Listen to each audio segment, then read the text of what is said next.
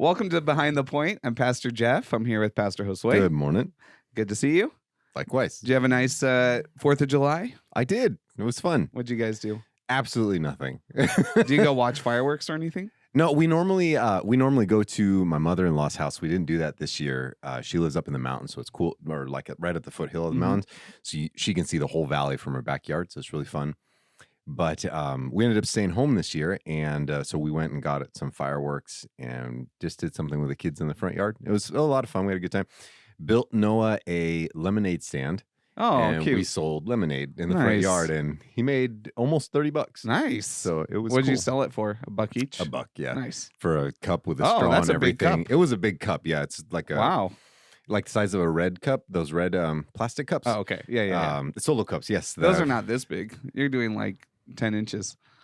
Whatever, like that. Like the standard like, is this size. a big you know, gulp? like, Wow, yeah, it was that's a big generous gulp, for a you know. The regular size red cup. Nice. I don't know. I thought that I don't big. think we've done lemonade with the kids. Sam sold pumpkins that we grew. Yeah. Last Halloween, he that's grew these cool. little pumpkins, those mini ones. Yeah. And so he sold a bunch on the curb. Oh, and that's then cool. I didn't even. How do you? I wouldn't even know where. We where grew to them buy from those. seeds. Really? Yeah. So didn't they even were know kind of those. cool. They were like a variety of colors, like heirloom ones. So they like some were yellow, some were orange, some were green and spotted and those stuff. bumpy spotted ones yeah. creep me out. Yeah, Ugh. looks like warts or something. Yeah, on the those are pumpkins. gross. But you had a good time. We did. overall? We had fun. It was a good time. We threw out some fireworks. One of Noah's friends from school, Noah had texted her that I'm doing a lemonade stand. So she stopped by, and then she ended up helping us sell lemonade too. Oh, so how cute. It was really cute. That's Stephanie and I sat nice. out there with the kids all night. It was fun. We had Very a good cool. time. Yeah. 4th of July is my niece's birthday, so we always celebrate with her. And so we went. Celebrate, or the United States for that matter. Yeah, America and my niece Julia. There you go. So we had a good time. We went to a family's house. They ended a pool party and barbecued and stuff. So Cool. Very it was good. There were some very loud fireworks by us. It was kind of scary, and not just the kids, but it kept startling us. Well, it feels like those illegal fireworks are more readily available now. And our neighbors behind us, our neighbor to the right, they had what are the ones? It's like a giant stick and it shoots out. Oh, choo, choo. yeah, Roman candle. That's it. yeah. They were all over, and there was like shrapnel falling in our driveway.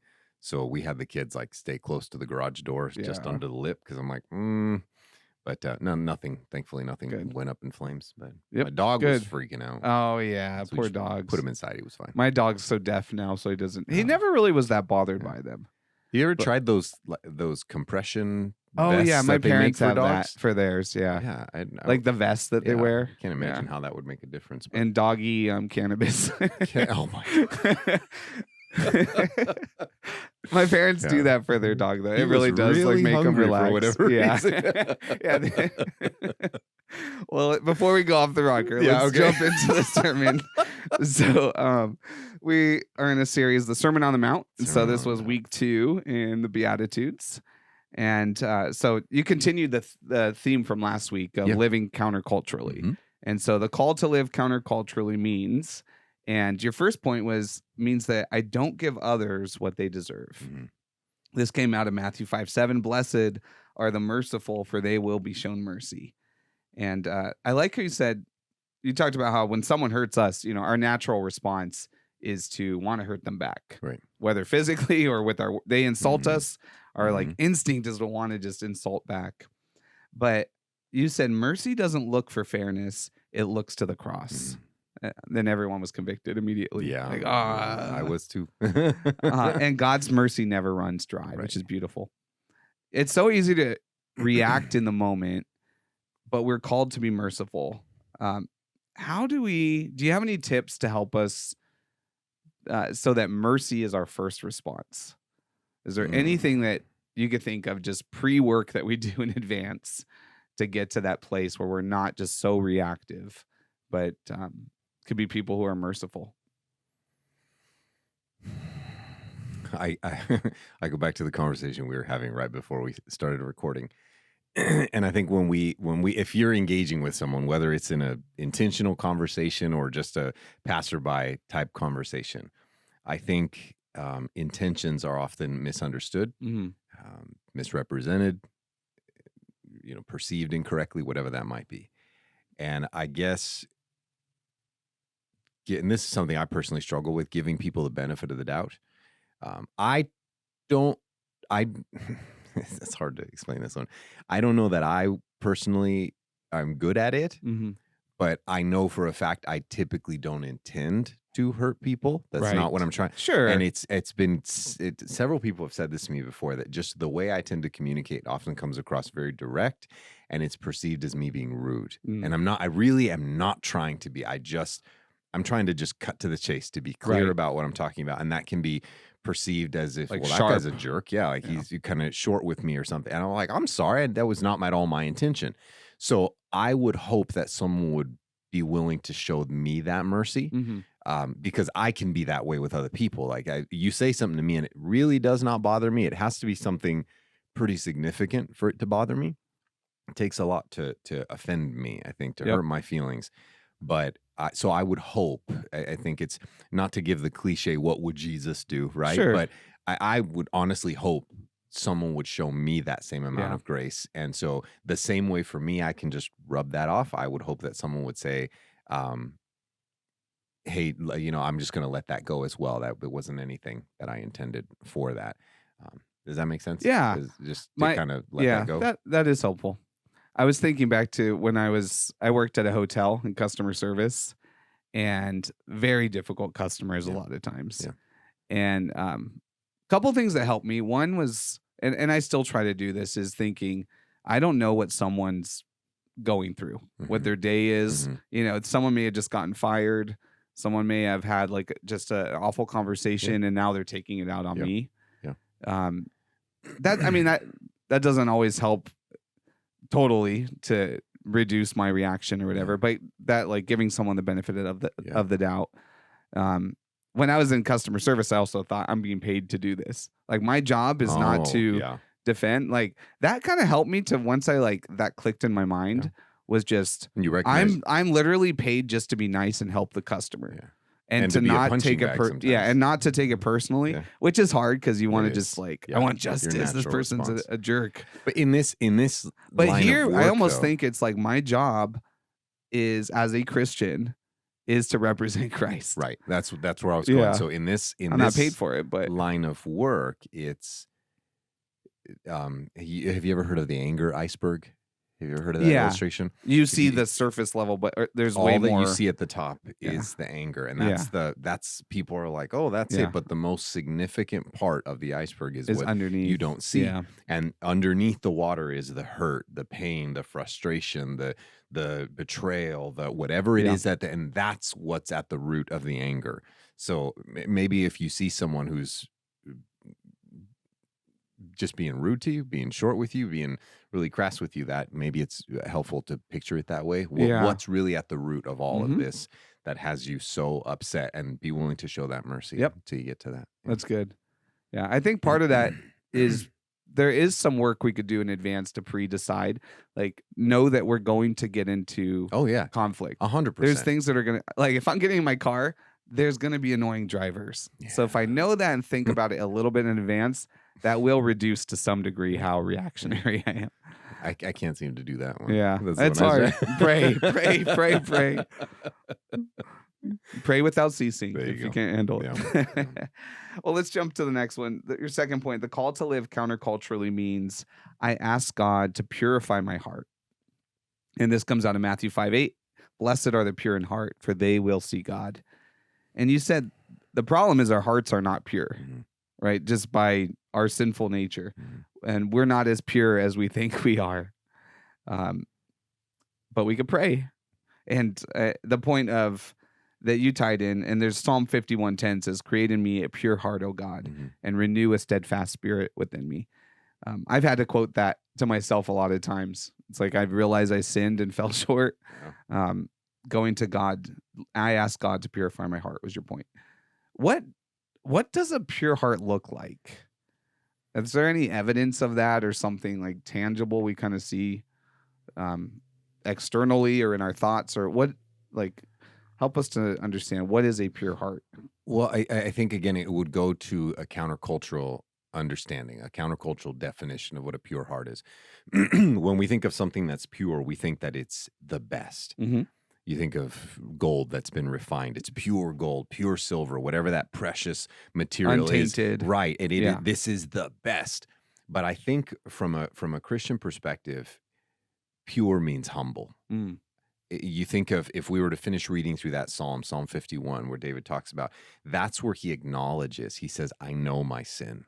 I recognize that I'm a sinner. So he comes from a position of humility where he asks the Lord, wash away all of my iniquity and all of my sin that stands before you. It's create in me a pure heart, one that is reflective of who God is for us. So it's kind of interesting there. It's a recreation in a sense. Correct. Absolutely. Because it starts with the point of recognizing right on our own where to answer your question, I would simply say that it's rooted in humility. Yeah. A pure heart is not in okay, I've achieved the best, now I'm above everyone. That's why I have a pure heart. No, it's rooted in humility, that I understand I am a flawed human being. Yeah. I sin, and I am in constant need of that redemption, of that forgiveness, of that sanctification, of that growth. Yeah. And I'm at the need back to the first point of that mercy, right? I'm at the need I'm desperately in need of mercy every day. And that humility and awareness is so important, because you hear the culture says, follow your heart.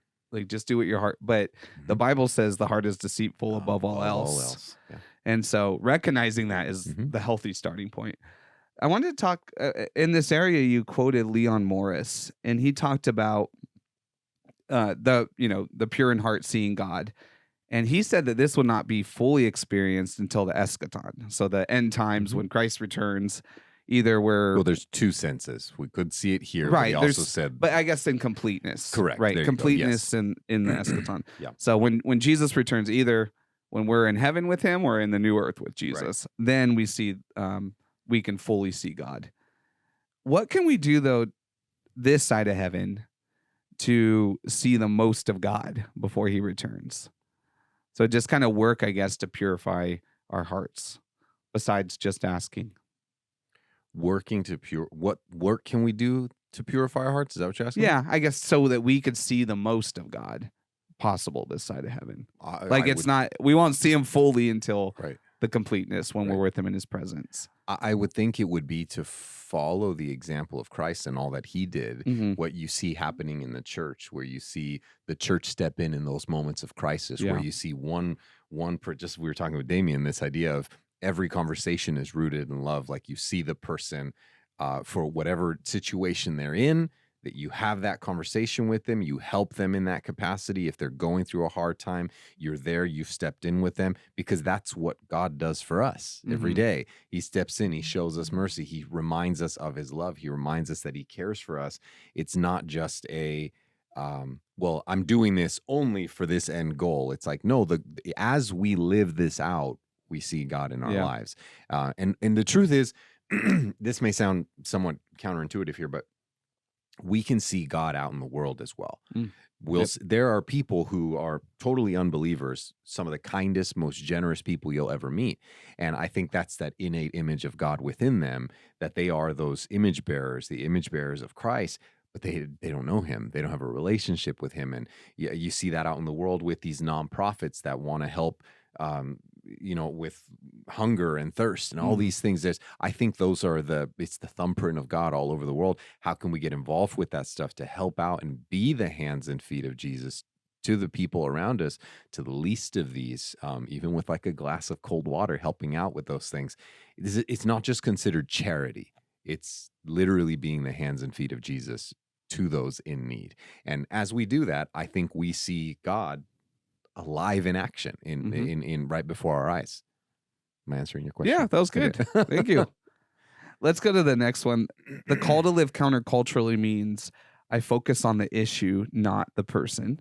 And this comes out of Matthew 5:9. Blessed are the peacemakers, for they will be called children of God. You brought up one of the best examples in recent history was Dr. Martin Luther King Jr. And he modeled peacemaking.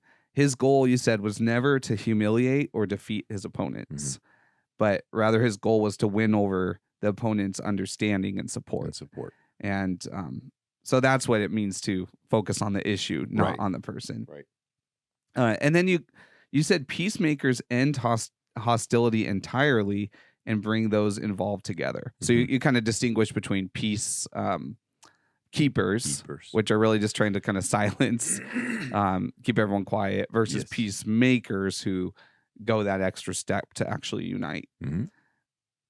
What if there are family members or close friends that we have, or people that we have in close proximity in our life who hold entirely different worldviews? How do we? So you brought up in your sermon some of the hot topic issues: abortion, illegal immigration. Peacemakers would just have everyone stay silent, right? You just kind of keep them to their corners, or excuse me, peacekeepers do that. Yes. But how would a peacemaker handle some of those difficult debates? I think part of the issue with the topics is that we're talking about two different things. So, for example, in my ethics class in seminary, our professor gave us this really, really good example. He says the reason why the abortion topic has gone off the rails the way it has is because one claims to be pro-life and the other claims to be pro-choice. And he would always do this, just like this. And he goes, pro-life is not the opposite of pro-choice. He says pro-choice is one thing. The opposite of pro-choice is pro-no choice. That's the opposite. Right. The opposite of pro-life is pro-death. Right. And he goes, so we're talking about two different things. A peacemaker identifies that and says, we're not talking about the same thing. Let's get on the same track and talk about the same thing. The idea is to bring both parties together about what is really the issue. And to hear the concerns about what are the main concerns? So someone pro-choice, it's worried about women. Okay, let's talk about that. Well, and that's assuming that's at the root of their issue. Right. It could just be that they want to justify having an abortion. Okay, so you want to be able to, and here's the thing. There was an interview probably last year sometime. The guy's name is Bill Maher. If you've ever heard of him, he's this kind of comedian night show guy, politician guy. Yeah. He read this quote from some conference that was going on or something. I don't remember exactly what it was. I'm doing this all off memory, so I apologize. But it said something about, the pro-choicers, they're not saying that they want, that they want to kill people. And he says, that's when he stopped reading. He goes, but the honest truth is they do. And then he said, and the honest truth is I'm okay with that. And he made this incredible statement. And he says, the truth is the world could do with fewer people. And so he made it very clear. Yes, I am for killing that life in the womb. Calling it what it is. Okay, and I appreciated him being honest. Not what he said, not his perspective. But I appreciated him finally being honest, because it's like, hey, thank you for being honest about the actual abortion conversation. You are pro ending a life, whereas we are not. Now we are on the same page. Now we can have a conversation. That, believe it or not, was a step in the right direction towards making peace. Yeah. Because if we can agree that, listen, you want to... this is exactly what it was. Damien just pulled it up. He says they think abortion is murder, and it kind of is what he says. And I'm just okay with that. That's what he said. Thank you, Damien. But he acknowledges that that's what it is. Now that we're talking about murder, we know we're talking about murder. Now we're on the same page. Now let's have a conversation. Listen, you're for it. Yeah. I'm not. So where do we go from here? Yeah, that's a key part of defining in debates is define your terms. That's exactly what it needs to be. So it's like, and that's where the whole argument falls apart, because people are like, well, is it a zygote? Is it a what do they call it? The Latin term, a fetus? Is it a human? Is it? And this is where you get into this whole thing. Like, stop arguing semantics here. At the end of the day, we're talking about you want to end whatever this is, and we don't. If you don't agree it's a life, we do. That at least we're talking about the same thing now. And a peacemaker will do that. I'm sorry, I don't want to turn this into an abortion conversation, but a peacemaker will help get people on the same page to make sure you're talking about the same thing. Yeah. Not just simply separating, because a peacekeeper here in this case would be like, well, we can't come to an agreement, so everybody just go to their corners and let's avoid the topic altogether. Well, that's just brushing it under the rug. That's not going to fix anything. The old illustration is like, you brush it under the rug, you're eventually going to trip over the rug. That's what's going to happen because you've pushed so much under there. I completely forgot what your original question was, for the record. Yeah. What was it? It What was was how, your question? just how would a peacemaker handle these debates? Oh, okay. So Yeah. I would go back to that. It's and making sure that we're talking about the same thing. Sure. In anything. And that can happen, like I said yesterday, that can happen in a marriage, that can happen with your kids, that can happen with your neighbor, with your coworkers. Make sure that you're addressing the issue, what's at hand, not the faces that have been tied to them, because that's what it is. You end up with these extremes on both ends, and then now you've added another layer of complexity and confusion. Is it worth pursuing those conversations if the other person doesn't want to have it, or refuses to listen or define? No, I would just step away from it if they don't want to have the conversation. Yeah, sometimes it's just not productive. No, not at all. Because then you're not making peace; it's just creating more tension. Right, exactly. If someone's not willing to engage in an actual thoughtful conversation, come to terms. If it's just if it's escalating, then you're working against. Well, and yourself, to Damien's right? point earlier, we were talking about this. There's a difference in having a conversation when you've responded versus, when you're listening just to respond versus listening to understand. Help me understand your position. I legitimately want to know. Those are the kind of people you want to talk with. The ones who are willing, even though they may disagree with you, they still say, well, I want to understand your position. Yeah. Like, help me understand that. Those are the people you want to have the conversations with. But the ones who have dug their heels in so far, and not only do they disagree with you, but you are now evil for disagreeing with them. You are the enemy for I would avoid those conversations altogether. That's not going to get you anywhere. Some of the best things you could do too is just ask questions. Yeah. Oh, yeah. 100%. Right? Kind of put it in their camp to wrestle with those things. Well, we were just talking about that apologist, Frank Turek, earlier, right? His approach is often to simply ask questions. Yeah. That's all he does. And most of the debates and arguments that he gets into with people, he tends to come out on the top because he just asked questions. Yeah. And the logic, or the flawed logic at that point, falls apart, and he offers then the biblical insight. Yep. It's good. The last point was that the call to live counterculturally means I focus on pleasing God, not the world. And this came out of Matthew 5:10. Blessed are those who are persecuted because of righteousness. And that was, you emphasize that, because of righteousness, not because you're annoying. Yeah. Because of righteousness. For theirs is the kingdom of heaven. Yeah. What is persecution?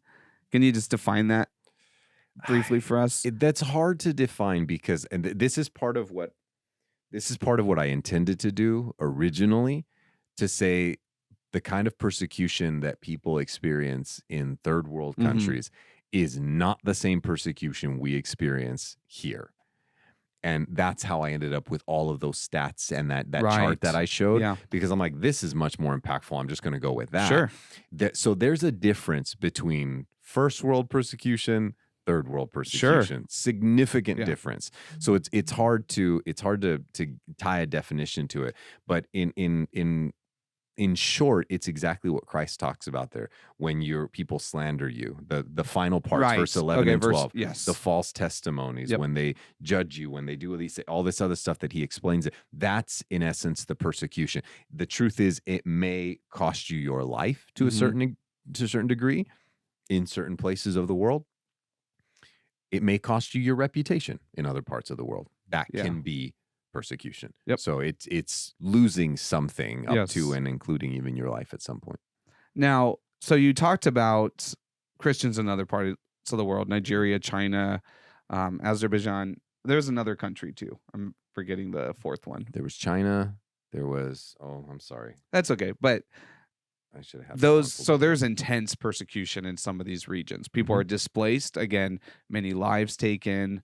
Laws. There's India. Christians. India. Thank you. That's what it was. In China, many Christians are targeted and arrested.